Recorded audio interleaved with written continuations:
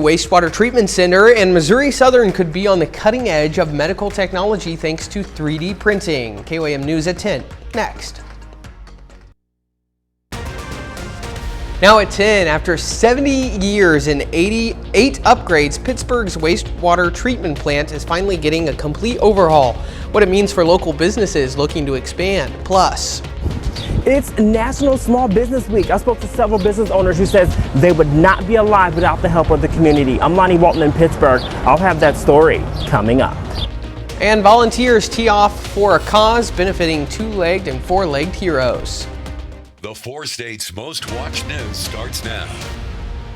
A new facility will have a new biological nutrient removal system, UV disinfection, and a Class A sludge system. This is KOAM News at 10. I'm Anthony Saviello.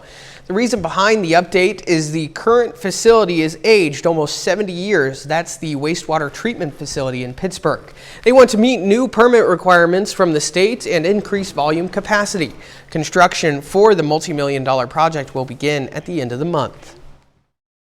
Economically, we will be able to have increased capacity and volume. So if we add additional users or residential customers, our community will be able to grow and we'll be able to handle the needs of the community for wastewater in years moving forward.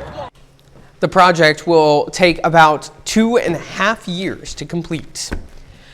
Well, it's shaping up to be a beautiful weekend. Let's check in with meteorologist Lindsay Gaffney. Yes, it is. Temperatures are going to be in the mid 70s to upper 70s by the time the weekend ends. Now, we do have a bit of a cloudier day on Saturday, but no rain chances for the next 48 hours. We can thank our cutoff low pressure. It did bring us our rain chances earlier in the week, but now it's wreaking havoc on the southeast. So they're going to get consistent rainfall for the next weekend and into most of next week. But that just means that we are left right behind that low pressure system, stuck in a ridge, which is a high pressure system, bringing warmer air into the area. It also is going to keep us dry because we got rain out to the east and nothing else moving in for the next several days. So temperature is currently dropping down into the 60s, getting down even cooler than that, down to the mid 50s for overnight low, but we do have mild and warmer temperatures increasing. I'll have those details coming up. All right, Lindsay, thanks. Well, if you see a small business owner, you can tell them thank you. President Trump signed a declaration marking this week as National Small Business Week. The president says small businesses are vital to the economy, employing 2 out of every 3 jobs in the country. KOAM's Lonnie Walton took in some small businesses in Pittsburgh to hear what this recognition means to them. I spoke to 2 business owners who says the support of the community is what got them here and what keeps them going. It was a hard time, not a lot. Food traffic and foot traffic. Shonda Nichols is the manager of Harry's Cafe in Pittsburgh. She says due to inflation and low foot traffic, they had to close, but not for long. The community wanted this place open back up, so it was really a great show of supporting local. Pittsburgh Chamber President Blake Benson says support of the community is what keeps these businesses alive. Pittsburgh really supports its local small businesses because we've seen so many examples of companies that started small, like Watco, Pittsgo, Names and Numbers, companies like that started out as small businesses, and now they're some of our community's largest employers. And he's right about that. Christina Oberly and Brenda Davis are co-owners of Blue Spoon in Pittsburgh. They started a small food truck years ago. Now they're voted Best Small Business of the Year. We do feel that it's very important to support not only our team members, but to give something great to the community that you couldn't do if you were not a small business. These business owners say shopping locally helps everyone. A place like Harry's Cafe that was 87 years old that everybody thought would be here forever. It showed we can shut down. And Mr. Benson says he's very thankful how the community comes together and supports each other. Reporting in Pittsburgh, I'm Lonnie Walton, KOAM News. Benson from the Pittsburgh Chamber of Commerce says 75% of every dollar spent stays in the community. Well, 2-legged volunteers tee off to help 4-legged friends of vets for a fundraising event. The Heartland Canines for Veterans Putts for Paws golf tournament took place today at the Carthage Golf Course. The event featured a variety of golf skills competitions, including longest drive and closest to the pin, as well as a raffle, auction, and a ton of prizes. Big difference. It changes lives. It not only helps the individual veteran that we're training the dog for, but it changes their families' lives. It changes the community's lives by doing this. The annual event raises funds to help cover the costs to train and pair service dogs with veterans in the area. Students from across the 4 states gathered at Ronald McDonald House in Joplin today for the inaugural Pop Tab Palooza. They celebrated the students' donations of Pop Tabs, with schools donating hundreds of pounds of the little pieces of metal. The efforts help the Ronald McDonald House's mission of providing a place to stay for families of loved ones in area hospitals. Students learn how recycling these cans and tabs not only helps the environment, but support a good cause. Our school brought a lot this year, and I kept seeing all of these pop tabs. I saw one of them where we had a bucket full of them, and it was so much of them. It was a lot. You don't have to be a student to donate a Pop Tabs or cans to Ronald McDonald House. Community members welcome to drop off donations at the charity at any time. Well, folks at the Crawford State Park enjoyed a perfect day to hang out by the lake and enjoy some live music. Since 2018, musicians from all over the 4 states perform at the annual Music by the Lake series. Friends of the Crawford State Park organize the series, while visitors to the lake can expect to have a good time performing. Musicians say the event is a pretty good time for them too. I think performing live is great. You feed off the energy of the people that are there to see you. I don't find it draining at all. Honestly, we always tell people that they pay us to carry things to and from the van, and the music is free. But it's great. It's a great form of self-expression that's great to be able to share with people, and it's a delight. The Music by the Lake series runs from May through September every Friday night starting at 6 p.m. Visitors are encouraged to bring a lawn chair or a two. Some area seniors take a look back in the halls of one Pittsburgh school, giving elementary students a chance to look ahead. Their story is coming up. But up first, a generous donation to a Kansas school pays off thousands of dollars in lunch debt. Some Wichita Public School students won't have to worry about lunch debt keeping them from walking across the stage on graduation day. That's because the district just received a $10,000 donation to help pay off that debt. Sydney Ferguson shows us how the donation will help hundreds of students. You can take that stress off and not have to worry about paying off a lunch. Every day, Wichita Public Schools' nutrition department is responsible for preparing and providing 50,000 meals to students, whether they can afford them or not. Wichita Public Schools nutrition director David Paul says it's a big job, but it's made easier when organizations step in to help students pay off debt. The donation is a really big deal. We think it's going to be great to alleviate some of that stress from our students that are going to be graduating here pretty soon. TGC Group delivered a $10,000 check to the district to go directly toward the lunch debt of graduating seniors after learning students with outstanding debt are not allowed to participate in graduation. We hate to see kids that are struggling, and it's not their fault. The district didn't say how much debt seniors have specifically, but it says there are currently $330,000 worth of lunch debt across the entire district. They estimate the money will be able to help between 200 and 300 seniors. If the highest owing student has a very big amount, we might take part of that so that we can apply some to everyone. Paul says the inability to pay lunch debt has been a problem since he started with the district 35 years ago, but it isn't just lunch debt. On April 24th, Cake News spoke with USD 259 Communications after learning the Wichita West High Alumni Associations stepped up to pay outstanding fees for seniors, also to ensure they could participate in graduation. Some it may be lunch, some it may be textbook fees, some it may be something else. It varies. The district says when students and families are unable to pay these costs, it has to pull that money from other programs. We're just trying to be the best stewards of taxpayer dollars. Paul attributes the inability to pay to life circumstances, but says the district is offering families payment plans as a long-term solution. They believe it's helping, but they also rely on groups who want the best for district seniors. Be able to go on to college or go on to whatever their next goal is for life and not have to worry about a balance paid off for lunch. The district says a giving tree on its website allows anyone to make a donation. Those seniors, by the way, also have the option to donate any remaining funds in their bank accounts to other students. Well, St. Mary's Elementary welcomed Colgan High School seniors this morning for the annual senior farewell walk. The graduates, dressed in their caps and gowns, walked through the halls as elementary students lined up to cheer them on. It was a short but meaningful moment, giving the youngest students a glimpse at what's ahead and giving seniors a chance to reflect on how far they've come.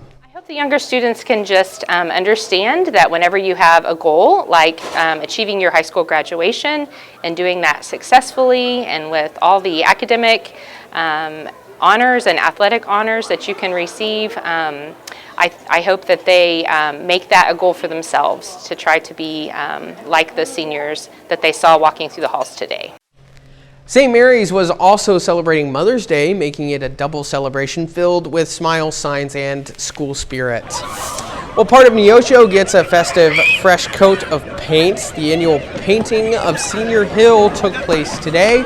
The tradition sees graduating seniors celebrate the end of their K-12 careers by using the side of Senior Hill as a canvas to express themselves. The spokesperson for the Neosho Chamber of Commerce said the annual event serves as a colorful way to mark the milestone of graduation and send the seniors off to a bright future.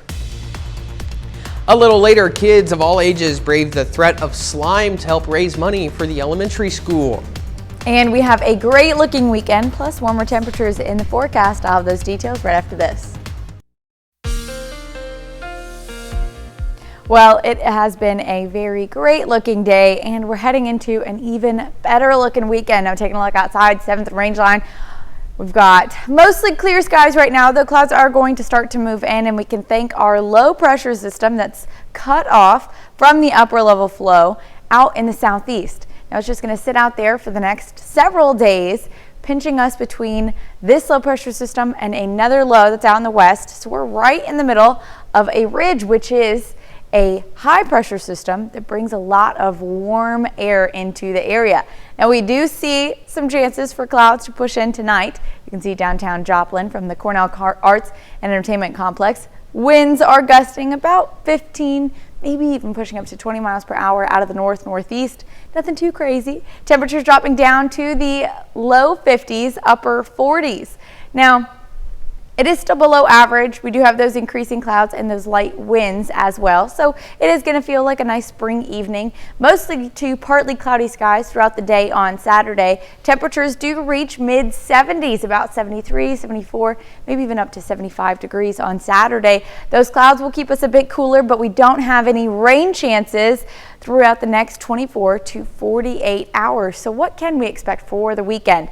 By Saturday afternoon, we are still seeing mostly cloudy skies. Again, those temperatures in the mid 70s. Now, the northwest, a little bit cooler and clearer skies out there. As we head into Sunday morning, this is about 9 a.m., mid to upper 50s for our overnight lows Saturday night and into Sunday morning. And the only place with overcast skies is going to stay south of I-44. The rest of us get the chance to warm up. So we're going to have a couple of isolated showers passing by late Sunday and into Monday as well, though not a big disruption to your commute or even your Mother's Day. Temperatures are going to be in the mid to upper 70s on Sunday, so we're a little bit warmer Sunday. Still seeing a few clouds, but that rain, most of the rain is going to be holding off until Monday. Now, we are going to have those isolated chances of rain through Sunday night into Monday morning. Very isolated, not widespread, and not expecting a lot of accumulation there either. Just very inconvenient, little light showers throughout the day. Due to that low that's cut off, we're just getting a few sprinkles from it. By Tuesday, though, everything clears back out. Temperatures warm up to the 80s. Low 80s on Tuesday, mid to upper 80s on Wednesday, and even into Thursday. This is going to be the first chance that we see temperatures above 80 degrees, but then we have storm potential Friday night, severe potential there, and again on Saturday night. Now, this is still about a week and a half away. However, I do want to keep an eye on Friday night, Saturday night for potential for severe weather, though scattered showers, thunderstorms start Thursday night and continue until Sunday. Tell you what, though, seeing the word perfect on Mother's Day, what more could you ask for? I mean, it's just, Mother Nature's way. Mother Nature's way. Yeah. Fun of celebrating all the mothers out there. They deserve it, for sure. Thanks, Lindsay. Well, Missouri Southern will soon take its medical services to the next level. Today, the university unveiled its brand new 3D printing center for precision health. This cutting-edge facility will serve as a hub for advanced research, workforce training, and regional collaboration focused on the intersection of 3D printing and personalized healthcare solutions. This is state funded. This is part of the Science to Jobs initiative. And so from that standpoint, it absolutely is state supported. And I think that's a critical piece. You know, Missouri Southern, we are an important part of the state's higher education system. And so how can we help participate? How do we respond to when the state identifies needs that the citizens have? That is all part of that. The long-term vision includes relocating the center to the Roy Blunt Health Science Innovation Center in 2026. Well, still ahead, Pitt State and Missouri Southern softball look to avoid elimination in the NCAA regionals. And Parsons and Fort Scott High School square off on the diamond. Ben McLeish has those stories and more up next in sports.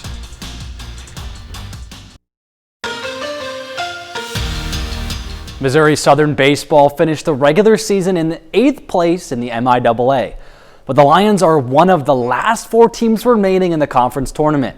They're coming off an upset of number 1 seed Central Missouri yesterday. Central Oklahoma battles Missouri Southern. Winner advances to the MIAA Tournament Championship tomorrow afternoon. Lions get started right away. Top of the first, Jacob Phillips sends it back up the middle. Orlando Gonzalez makes a great effort at short, but his throw to first is wild, so Southern scores the first 2 runs of the game on this play. Bottom of the first, UCO scores 2 runs to tie it. Then with 1 out and men on second and third, there's a fly out to center. Runner tries to tag, but Braden Lucart's throw is on the money. That's a double play to keep it tied at 2. It stays that way into the top of the third. Tragan Parker hits a slicing line drive. That drops down and gets by the center fielder. Nate Miskowski scores in the go-ahead run, and Parker advances to second. Lions would take a 4-2 lead, but UCO ties it back up. Then in the bottom of the 8th, this breaks the tie, an RBI single off the bat of Brooks Miller. Broncos take a 6-4 lead into the 9th. Southern down to its final strike. And Phillip goes down swinging, so Central Oklahoma wins 6-4 and eliminates the Lions for the MIAA tournament.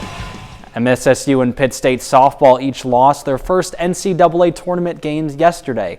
Because of the double elimination format, both the Lions and Gorillas face winner-go-home scenarios today.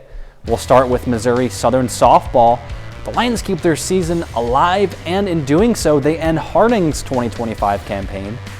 MSSU shuts out the Bisons 9-0, and Carson Tinkler hits a 2-run homer as Taylor Knuckles gets 3 hits as well.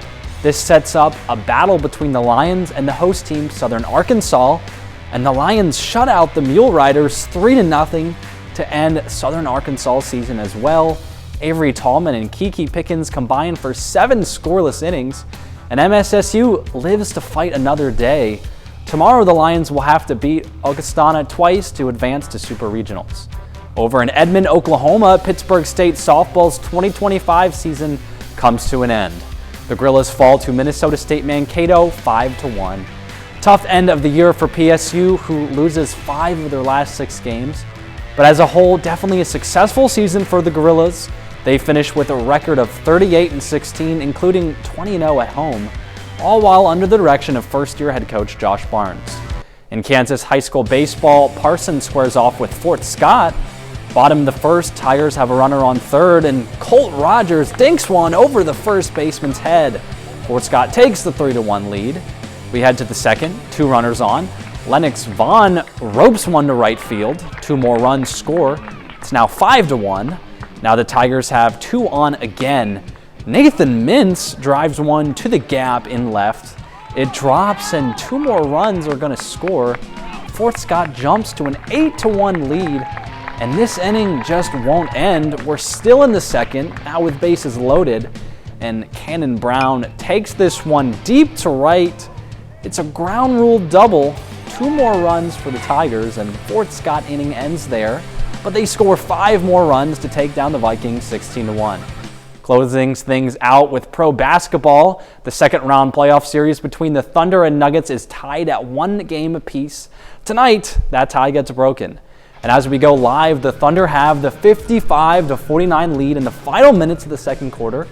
Still a lot of basketball to go, but a good start for OKC. What do you think? I mean, this is an NBA Finals potential team, don't you think?